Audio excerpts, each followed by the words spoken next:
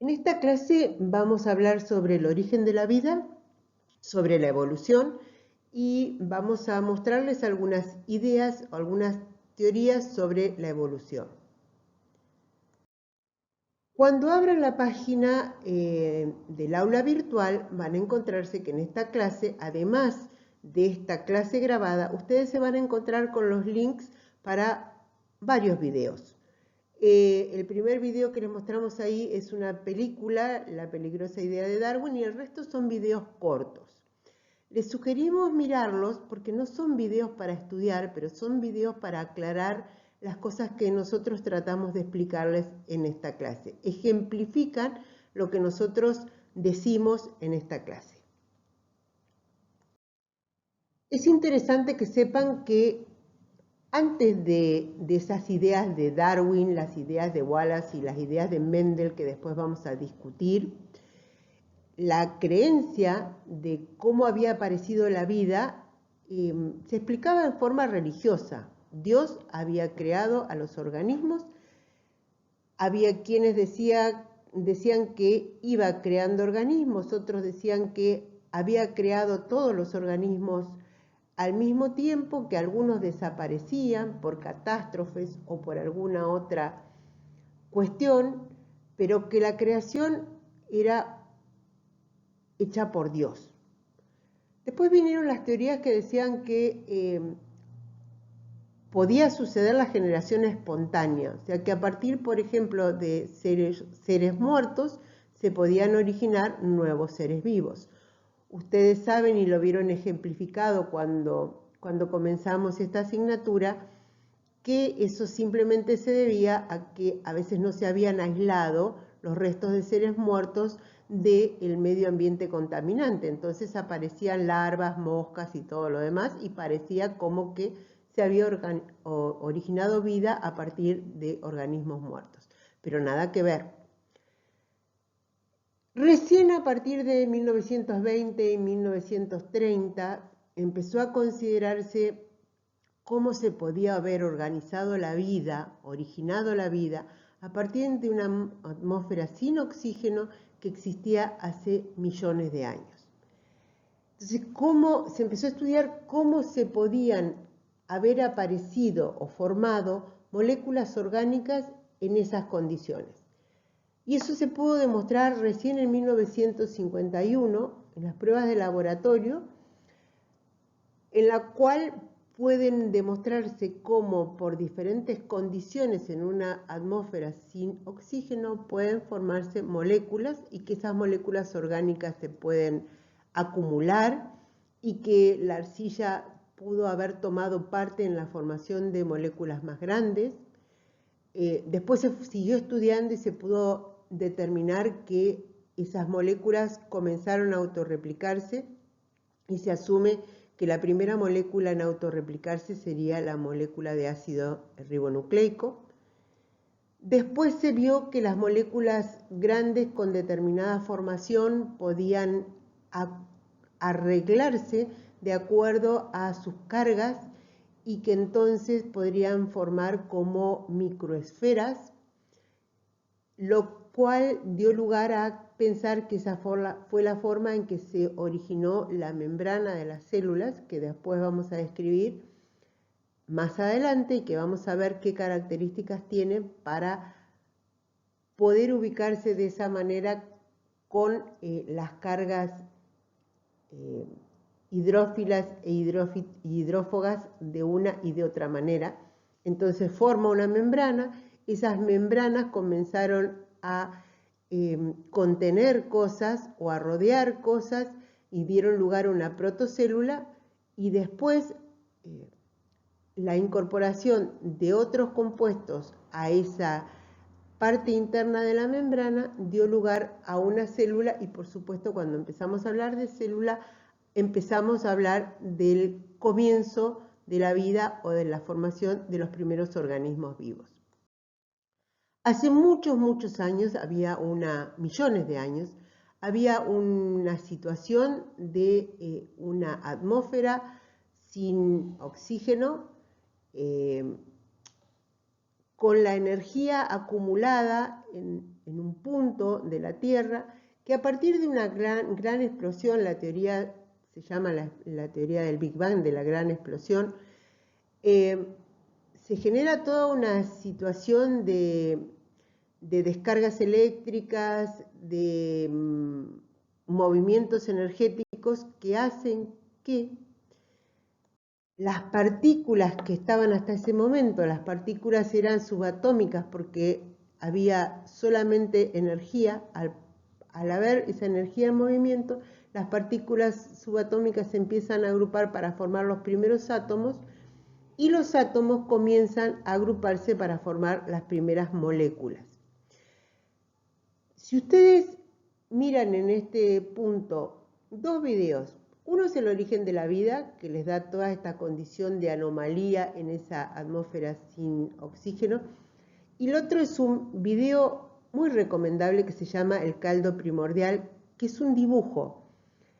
Con trazos muy simples se van mostrando desde el primer origen del átomo y la molécula a la formación y el agrupamiento de esas macromoléculas para formar una membrana y así ir convirtiéndose en una célula y después en células agrupadas y después en organismos multicelulares.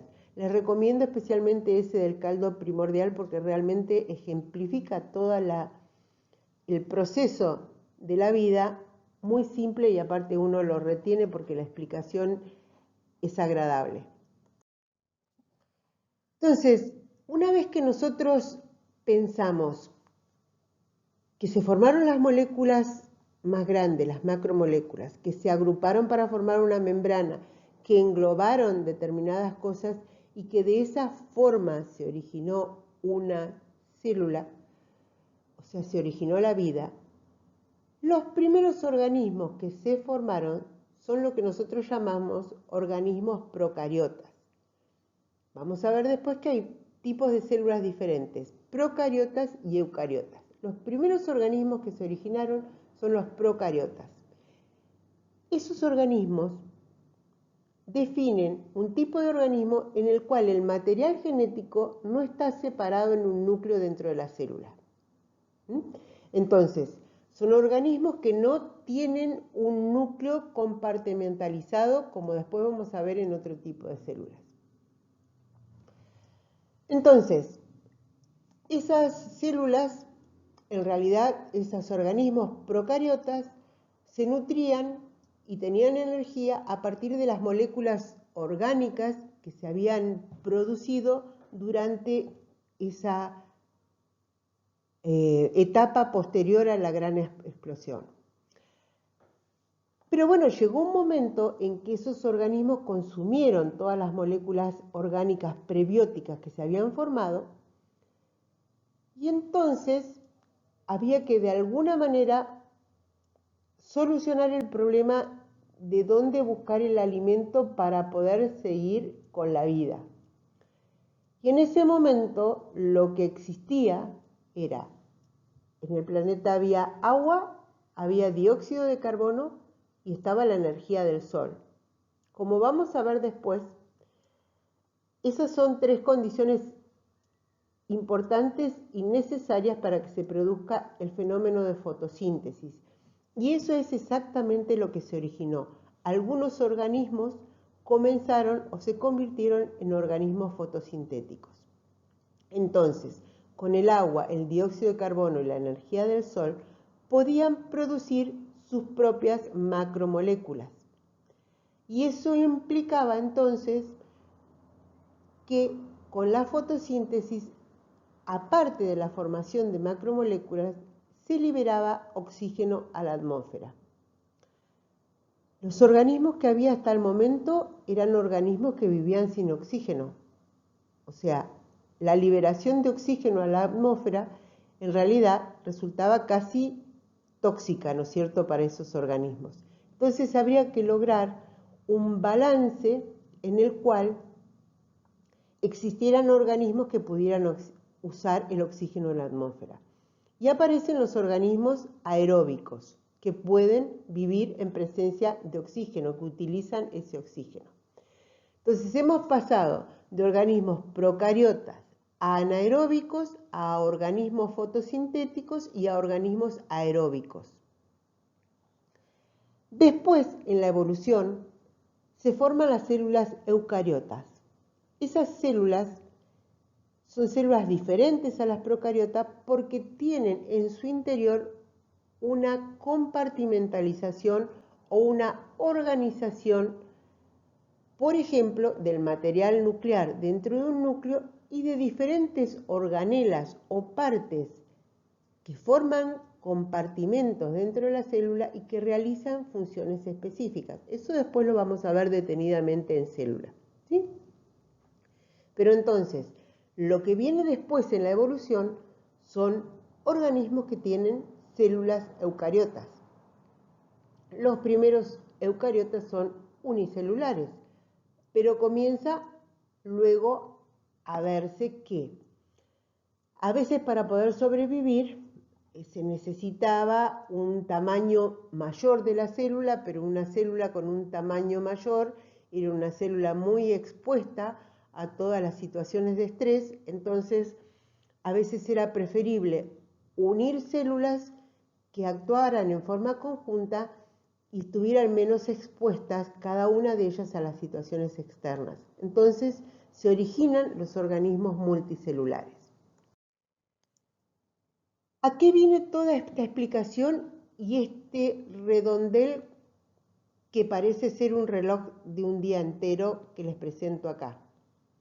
Fíjense en todo lo que estuvimos hablando y esto que tenemos adelante es poder ver cuánto tiempo evolucionario en la evolución se gastó para ir cumpliendo cada una de esas etapas que nosotros vimos recién.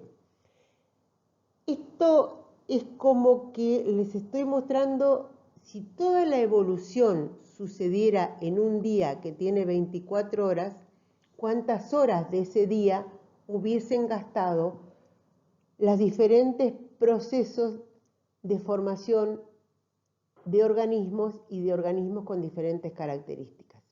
Entonces, fíjense ustedes que desde el momento que nosotros empezamos a hablar de la formación de la Tierra y de que tenemos un proceso de cambio en el cual se libera energía y empiezan a formarse moléculas y que esas moléculas dan origen a las primeras células procarióticas, ya nos hemos ocupado 5 horas del total de 24 horas del día.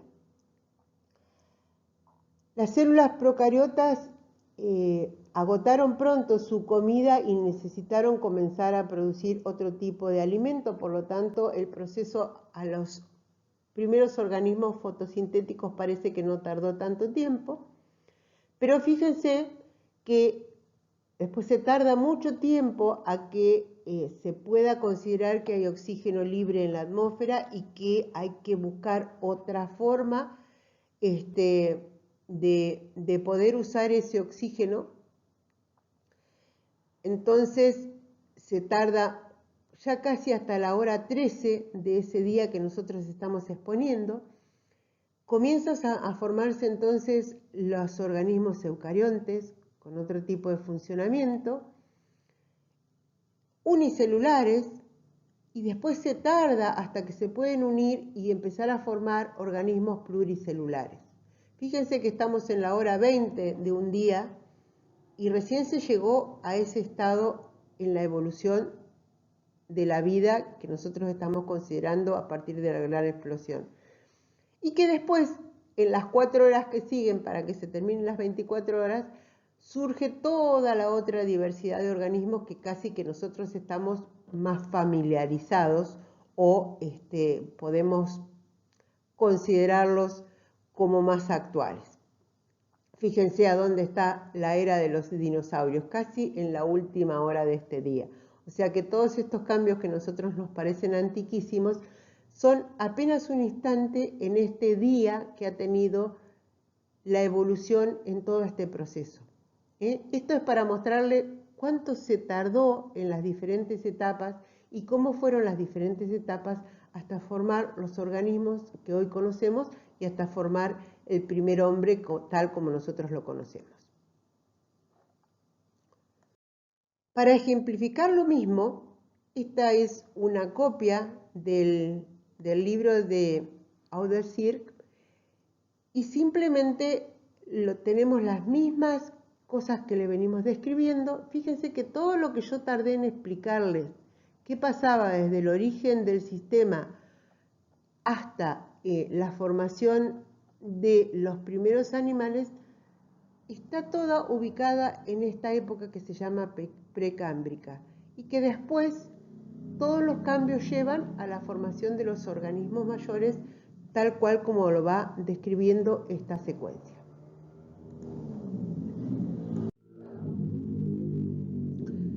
Ahora bien, nosotros hemos visto, porque los estamos asimilando como si fueran los cambios que se producen en un día, pero también explicamos que al principio la idea de cómo se formaron los organismos o cuál era la forma en que perduraban en el tiempo fue explicándose de acuerdo a diferentes ideas o creencias.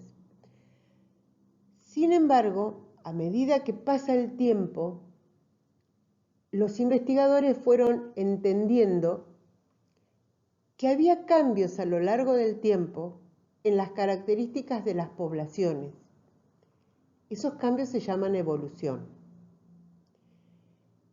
Cuando nosotros hablamos de evolución, hablamos de poblaciones, porque en realidad un individuo solo, ustedes ya saben lo que es un individuo y saben lo que es una población.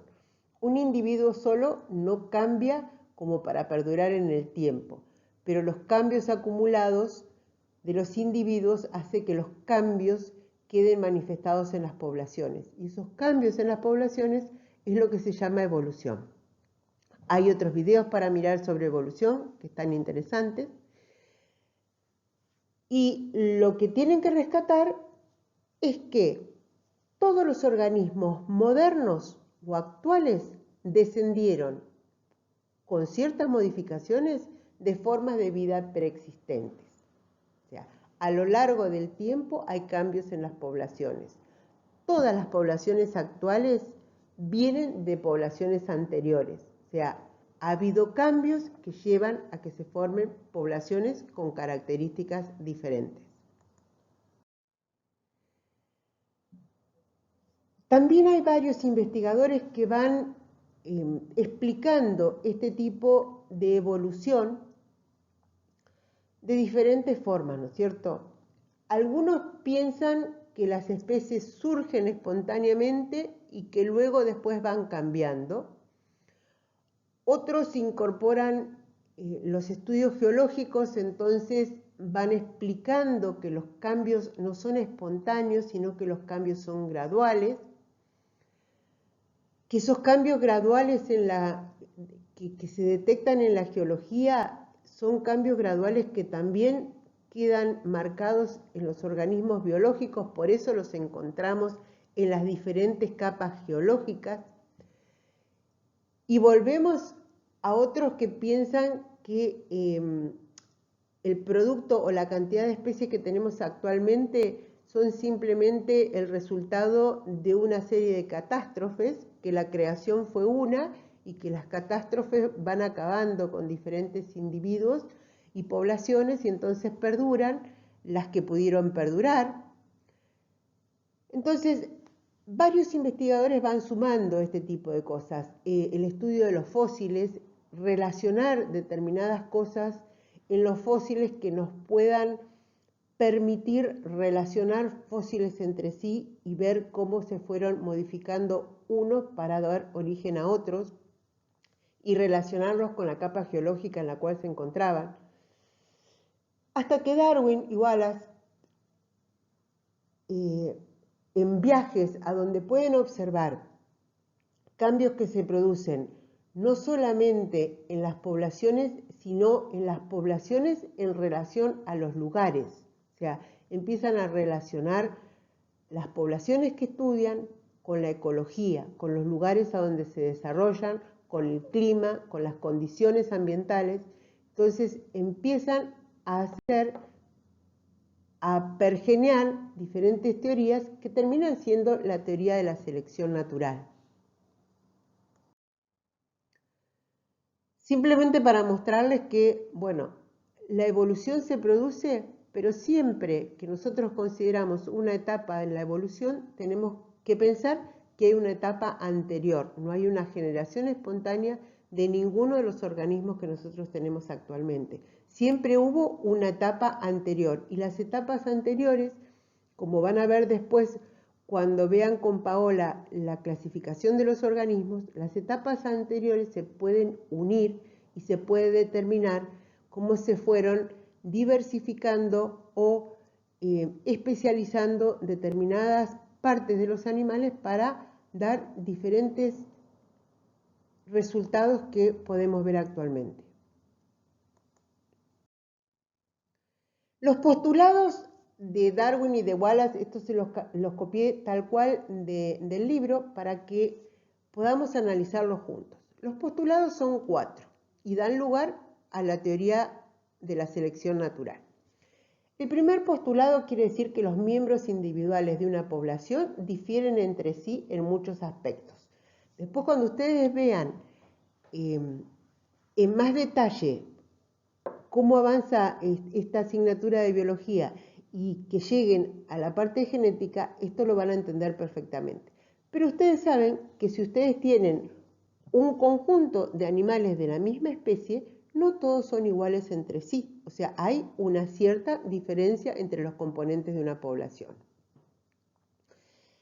El postulado 2 dice que algunas de esas diferencias entre los miembros de la población se deben a características que se transmitieron de los padres a los hijos, y que en cada generación de una población algunos individuos sobreviven y se reproducen con éxito, pero otros no.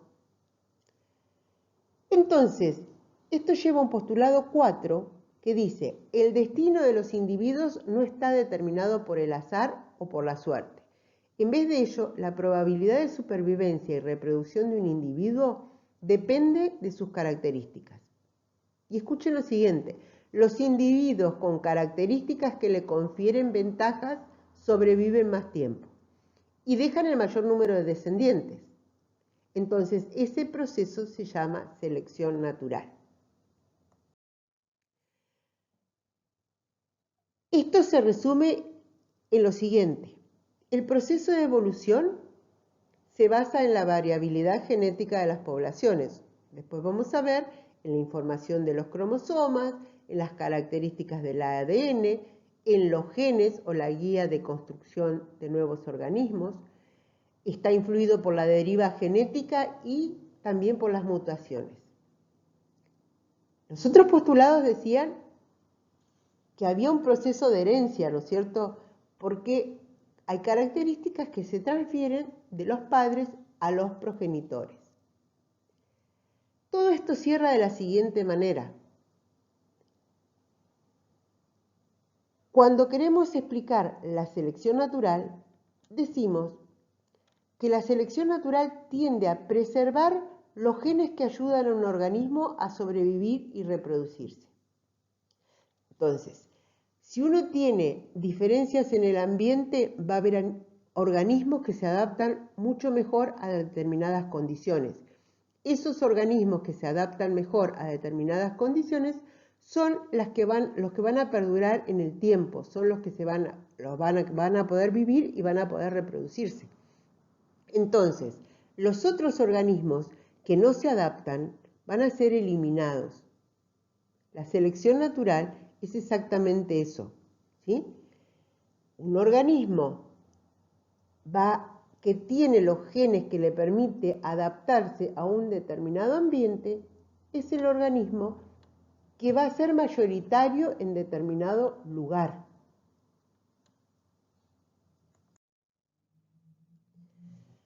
Entonces vienen las explicaciones a esto de la selección natural. Depende de quién lo explica, se van encontrando las diferencias en las interpretaciones de los diferentes investigadores. Si nosotros hablamos del largo cuello de las jirafas, Lamarck, por ejemplo, simplemente dijo que el cuello se estiró debido a la búsqueda de forrajes, ¿no es cierto? De los forrajes en condiciones que habían pasado de estepas a bosques y que entonces los animales se iban estirando el cuello porque se les iba subiendo el lugar a donde estaba el alimento. Después Darwin y Wallace explican esto de la forma de la selección natural, o sea, esos genes que se iban fijando en los cuales los animales tenían un cuello más largo, eran genes que le daban una ventaja para sobrevivir en esos ambientes. Por lo tanto, esos animales eran los que se reproducían y esos genes eran los que se iban fijando. Si uno escucha las explicaciones a todas las teorías sobre el estiramiento del cuello de las jirafas, van a ver que después hay una serie de especulaciones si los cuellos, aparte de servir para comer, son cuellos que le dan ventaja a los machos, por ejemplo, porque si tienen cuellos largos y robustos, pueden luchar con otros grupos de jirafas y tener su harén. Otros que dicen que son un atractivo que hace que o asegura la reproducción y de esa manera se pueda conservar la característica y tenga además un vigor reproductivo. Entonces, uno lee sobre un determinado tema y ve explicaciones diferentes de acuerdo a los autores.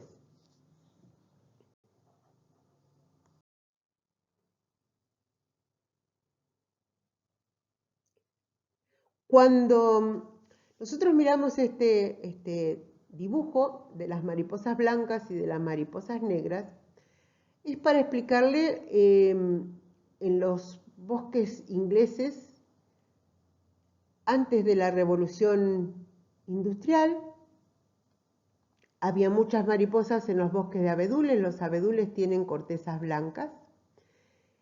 Las mariposas eran mayoritariamente blancas y cuando aparecía una mariposa negra, esa mariposa era prontamente presa de los depredadores, porque era la primer mariposa que podían ver, ¿sí? La veían al instante, las blancas se mimetizaban con el color de los abedules.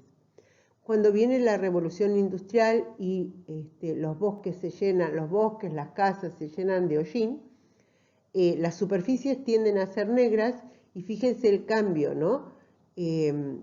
Las mariposas negras pasan desapercibidas y las mariposas blancas son las más visibles, entonces van a estar sujetas a predadores. Piensen sobre lo que les estoy diciendo y relacionen eso con la selección natural. Y esto es simplemente para ejemplificar hasta qué punto puede llegar la selección natural. Si uno tiene un nido de pichones, seguramente el que más grita va a ser el que primero va a recibir la comida, y aquel tímido que no grita y no abre su boca lo suficiente, muy probable que muera de inanición. O sea, hay un proceso de selección muchas veces desde el nacimiento de los individuos. De la misma manera, hay cambios evolutivos que tardan mucho tiempo, pero que pueden ser adaptaciones a veces a cosas como el tipo de comida disponible. Si ustedes miran uno de los videos a donde se habla de los pinzones de Darwin, ustedes van a ver todo lo que pasa en el viaje de Darwin y su llegada a las Islas Galápagos. Y el encontrar pájaros que se parecen pero que tienen picos diferentes.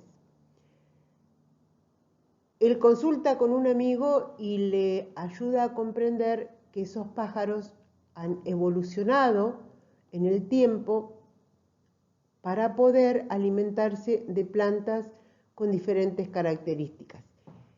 Eso está relacionado a la formación de las Islas Galápagos y del archipiélago de las Islas Galápagos, la división de un territorio en islas, y no solamente eso, sino la división en islas que son geográfica, topográfica y a veces climáticamente muy diferentes.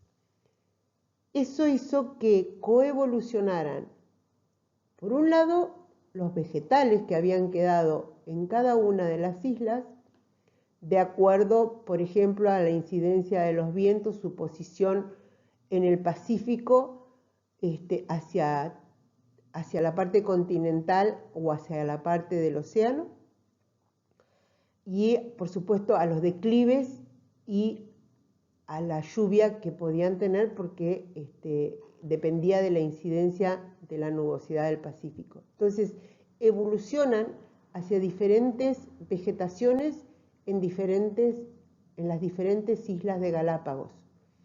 Y a su vez, algunas de las islas van a producir árboles grandes, con frutos con semillas grandes, otras van a producir pastizales con frutos con semillas pequeñas, otros van a tener flores con determinada característica, y los animales que viven en las diferentes islas, entre ellos los pinzones, evolucionan a lo largo de muchísimos años para poder alimentarse de los alimentos que le ofrece cada una de las islas.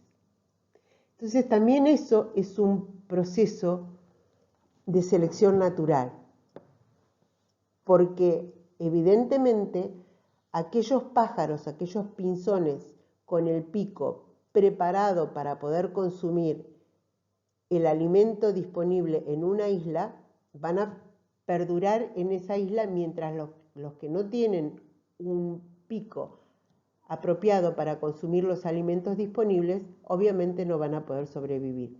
Entonces se hace una evolución conjunta de la vegetación y de los animales que marca grandes diferencias entre las islas, y es uno de los lugares más observados por Darwin, porque es a donde ve diferencias notables, aparte de las diferencias que encuentra en el sur de nuestra Patagonia, ¿sí? Entonces, una forma en que los animales evolucionan a veces tiene que ver con la comida también. Entonces se van fijando genéticamente características que les pueden adaptarse a la condición que tengan en diferentes lugares. Cuando uno quiere definir la selección natural, volvemos a lo que ya hemos explicado casi 2 veces en diferentes diapos, pero quiero volver a repasarlo. ¿Qué decíamos? Que los miembros individuales de una población difieren entre sí, que algunas de esas características se fueron transmitiendo desde los progenitores a su descendencia, de padres a hijos. Que en cada generación de una población, algunos individuos sobreviven y se reproducen con éxito, mientras otros no. Entonces, la posibilidad de supervivencia y de reproducción de un individuo depende de sus propias características. Aquellos con las características que les confieren ventajas sobreviven y dejan una progenie, y eso se llama selección natural, porque la progenie que van a tener va a tener las características adaptadas a sobrevivir, porque tienen los genes propios para eso. Estas características son las mismas que se usan en la selección artificial. Esa selección que nosotros hacemos los humanos, que elegimos características determinadas en las plantas, en los animales, en determinados organismos, y que queremos que se desarrollen. Entonces, forzamos cruzamientos entre individuos que tienen esas características y elegimos la progenie que demuestra tener los genes propios que nosotros queremos elegir, y entonces vamos seleccionando. De esa manera se producen razas, de esa manera se producen determinados cultivos con características especiales, ¿sí?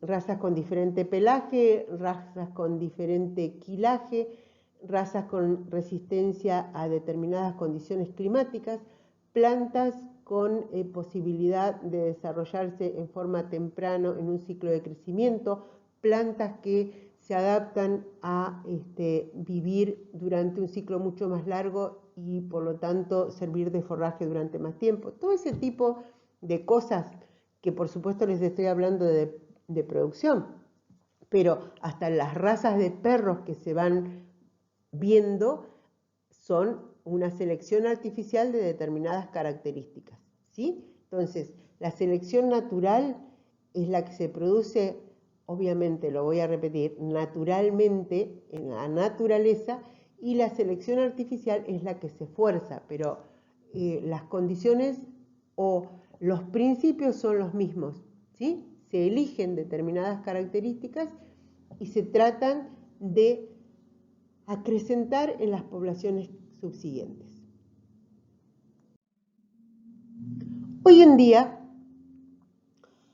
todos estos principios evolutivos que fueron dándose en el tiempo y que vimos que en los años y en las décadas van marcados por investigadores importantes que iban poniendo su impronta en las investigaciones que hacían, todo esto da lugar a lo que se cree actualmente, que no es más ni menos que poder asegurar que la evolución existe. O sea, que no se puede decir que hubo una creación de muchos individuos que permanecen intactos, que algunos se mueren y otros perduran. No. Hay un individuo, hay individuos que han sido los formadores de la vida y que han ido cambiando en el tiempo por un proceso que se llama evolución. Ahora bien, en la actualidad, lo único que hay evolución se acepta, todo el mundo lo acepta. Y lo único que se debate es cuáles son las fuerzas interactuantes sobre la evolución que tienen más importancia. Pero si miramos esta serie de óvalos concéntricos, lo que nos quiere decir lo que se llama actualmente la síntesis moderna ampliada o la síntesis moderna de la evolución, es que no se descartan ninguna de las teorías iniciales, ni de Darwin, ni la incidencia después de Mendel como el padre de la genética con su explicación de por qué se van dando los cambios en los organismos, cómo son los cruzamientos, cómo influyen los genes. O sea, eso se sigue respetando, ¿sí? Se basa todo sobre que todos tuvimos un ancestro común y que después hay una selección natural que influye mucho todo lo que tiene que ver con la genética en la elección de los genes que perduran en las progenies y que a medida que tenemos más instrumental podemos ir agregando explicaciones. O sea, hoy por hoy a toda esa núcleo central que explicaba los principios de la evolución le podemos sumar todo lo que ahora podemos detectar, como ya les venimos explicando en clases anteriores, ¿no es cierto? Sabemos mucho más de biología celular, podemos hablar de microscopios electrónicos y dar muchas explicaciones, sabemos sobre biología del desarrollo, sobre biología molecular, sobre fisiología. Entonces, lo que hay que entender, la evolución existe y cada una de las ramas de la biología aportan ahora más explicaciones a la evolución, pero la evolución existe y se acepta. Cuando nosotros hablamos del tipo de organismos que tenemos que pensar que los organismos sufren diferentes cambios. Las poblaciones de organismos sufren diferentes cambios. Estos cambios pueden llamarse de adaptación, como ya venimos viendo, de especiación o incluso de extinción. Entonces vamos a ver cada uno. La primera ya la explicamos con los pinzones de Darwin, ¿no es cierto? Y hablamos de coevolución y hablamos de la adaptación de determinadas poblaciones a, por ejemplo, el alimento que tienen disponible.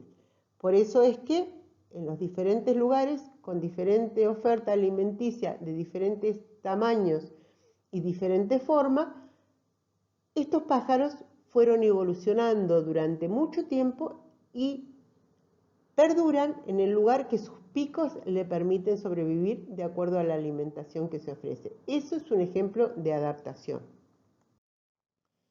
Pero también, cuando nosotros tenemos adaptaciones o cuando tenemos movimientos, suele haber cambios en la dotación genética que a veces son cambios leves y que permiten que una especie de un organismo continúe considerándose una especie.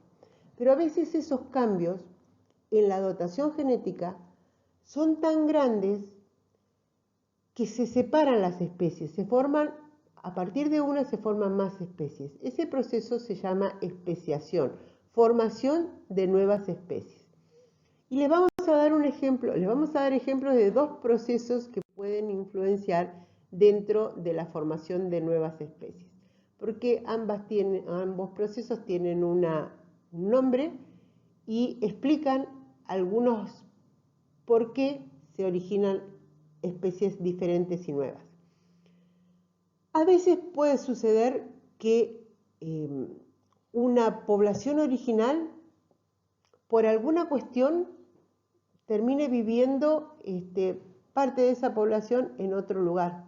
Este ejemplo de los castores que se mudan a una isla que antes no estaba habitada por castores y que entonces comienzan a formar características diferentes. Hay una separación geográfica de la población. Y como suponemos hipotéticamente que en los dos lugares hay condiciones diferentes, esta especie va a especializarse o adaptarse a los dos lugares, el lugar original y el lugar al cual se mudaron. Si esas diferencias se fijan genéticamente y luego esas poblaciones son tan diferentes que no pueden ser interfértiles, quiere decir que estamos en presencia de más de una población. Y como no se pueden cruzar entre sí, estamos en presencia de más de una especie. Entonces, la separación, una barrera geográfica, puede dar lugar a la formación de otras especies. Y esto se llama especiación alopátrica. Sí, no estamos hablando de una separación geográfica, sino de un aislamiento del tipo ecológico. Estamos hablando de una especiación simpátrica. Y un ejemplo no solamente interesante, sino actual y de una evolución muy rápida que incluso fue capaz de detectarse en un ciclo de experimentación, fue, por ejemplo, estas moscas que tenían por costumbre o como lugar de vida unos manzanos, una población de unos manzanos. Esos manzanos en su población estaban intercalados por otras plantas que se llaman espinos, que tienen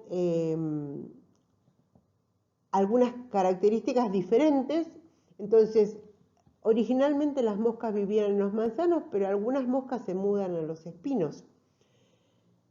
Y entonces comienzan a formarse o a tomar diferencias las poblaciones que viven en los manzanos de las poblaciones que tienen en el espino. Y esas diferencias se hacen tales que ya después no se pueden entrecruzar las poblaciones.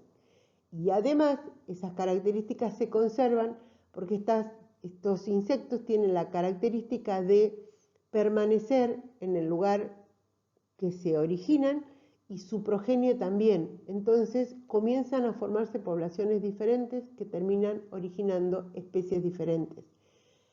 Así es tan grande la diferenciación genética que se hace entre esas dos poblaciones. Entonces se forman dos especies diferentes y esa especiación se llama simpátrica, en el mismo lugar, pero un aislamiento de tipo ecológico. La extinción es simplemente la muerte del último individuo perteneciente a una especie. O sea, todos sabemos que en la vida se nace y se muere. Y eso sería la muerte de un individuo. Pero cuando nosotros hablamos de la muerte del último individuo de una población o del último individuo de una especie, estamos hablando de un proceso de extinción. Y después vamos a ver, cuando empezamos a ver biodiversidad, que los hombres a veces contribuimos bastante a los procesos de extinción de determinadas especies al manipular o cambiar las condiciones ambientales, por ejemplo. Entonces, extinción es la muerte del último individuo perteneciente a una especie. Y por último, también Darwin explicó un proceso que él denominó selección sexual y que al principio, y si lo pensamos juntos, van a ver que parece contradictorio con el proceso de selección natural. Y especialmente vuelvan a pensar en las mariposas y en la visibilidad de las mariposas que les expliqué hace un rato. Según Darwin, algunas características en los individuos tienen una atracción sexual. A veces son los colores, a veces es el largo de la cola, a veces es el plumaje total. Los organismos pueden tener dentro de cada especie una característica que los hace atractivos para el individuo del sexo opuesto, ¿sí? Hasta las cornamentas. ¿Qué quiere decir esto? Uno, si lo piensa, diría, bueno, los organismos más visibles serían los que están sujetos más rápidamente a la predación, porque son los que primero se ven. Sin embargo, esos organismos más visibles, con colores más fuertes, con plumas más grandes, con colas más grandes, con cuernos más grandes, lo que tienen es que esas características reflejan mayor vigor, mayor resistencia y mayor índice de supervivencia de las progenies. Entonces, por eso son los elegidos del sexo opuesto. Eso se llama como una eficacia biológica. O sea, eligen a los mejor dotados y obviamente van a tener una progenie mejor dotada. ¿Se contradice esto con la selección natural y la exposición a los depredadores? Pareciera que sí, pero no. Es más fuerte la eficacia biológica de elegir a un buen procreador que la exposición a los predadores. O sea, es mucho más importante tener una progenie sana y poder sobrevivir a las condiciones para las cuales están formados que estar expuestos a los depredadores. Entonces, eso que parece contradictorio suma a lo que es la selección natural.